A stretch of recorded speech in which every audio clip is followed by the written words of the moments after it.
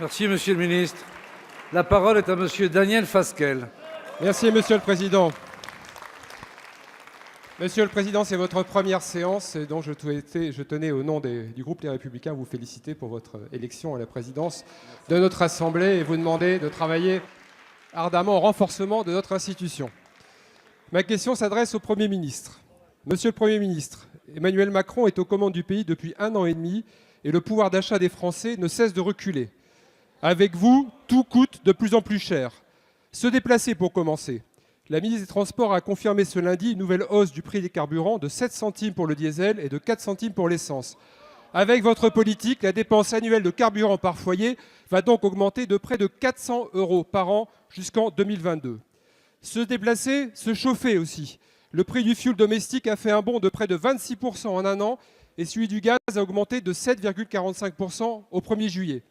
Pour un ménage moyen se chauffant au gaz, cette hausse se traduira par un surcoût d'environ 100 € par an sur sa facture. Se déplacer, se chauffer, mais aussi vivre dignement. Les retraités, les familles, les jeunes en savent quelque chose, eux que le gouvernement malmène en jouant de façon cynique sur l'inflation et en rognant sur la revalorisation du montant des pensions, des allocations familiales et de l'APL.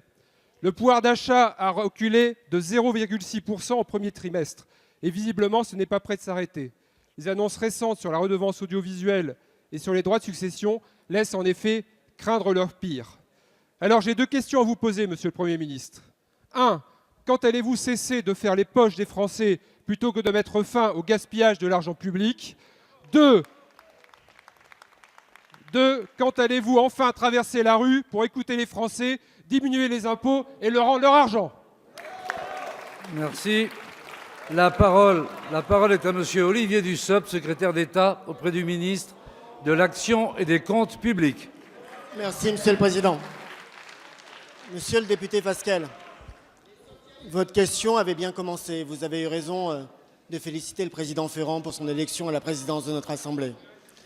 Votre question avait pratiquement bien continué, à quelques approximations près, quelques oublis près, notamment le fait que c'est ce gouvernement qui, en matière énergétique, fait en sorte de généraliser le chèque énergie qui bénéficie à 3 600 000 Français pour un montant moyen de 150 € de façon à accompagner ceux qui sont les plus fragiles face aux conséquences de la transition énergétique que chacun sur nos bancs appelle de nos voeux.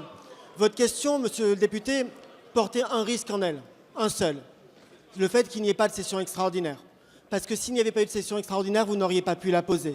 Vous n'auriez pas pu la poser puisque vous auriez été confronté à l'augmentation de la prime d'activité de 20 € par mois. Vous auriez été confronté à la baisse de 30% de la taxe d'habitation.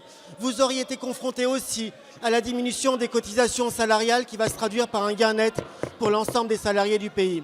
Monsieur le député Fasquelle, en matière de pouvoir d'achat, nous agissons, nous travaillons, nous le faisons en cohérence. Et je puis vous assurer, monsieur le député Fasquelle, qu'il vaut mieux mener la politique que nous menons plutôt que mener la politique que vous avez défendue, celle qui consistait à supprimer 500 000 fonctionnaires, celle qui consistait à diminuer les dotations des collectivités locales, celle qui consistait à augmenter la TVA de 2 points, soit 13 milliards € sur les ménages. C'est ce que vous avez défendu dans votre programme pour l'élection présidentielle et dans votre programme pour l'élection législative.